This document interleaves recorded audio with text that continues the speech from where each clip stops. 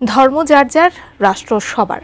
তারেক রহমানের এমন বক্তব্য দেশের মানুষ ধারণ করে সম্প্রীতির বাংলাদেশ গড়ে তুলবে বলে মন্তব্য করেছেন সাবেক প্রতিমন্ত্রী ও বিএনপির জাতীয় নির্বাহী কমিটির সদস্য রেজাউল করিম।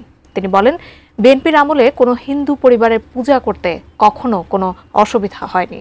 সোনারগাঁওয়ের বিভিন্ন পূজা মণ্ডপ পরিদর্শন করে তিনি এসব কথা বলেন। এ সময় বিএনপির ভারপ্রাপ্ত চেয়ারম্যান তারেক রহমানের পক্ষে সকল সনাতন ধর্মাবলম্বীদের সঙ্গে শারদীয় শুভেচ্ছা বিনিময় করেন। এ সময় সোনারগাঁও উপজেলা পূজা উদযাপন কমিটির সভাপতি লোকনাথ দত্ত, আনোয়ার হোসেন, রফিকুল ইসলাম সহ অনেকেই উপস্থিত ছিলেন।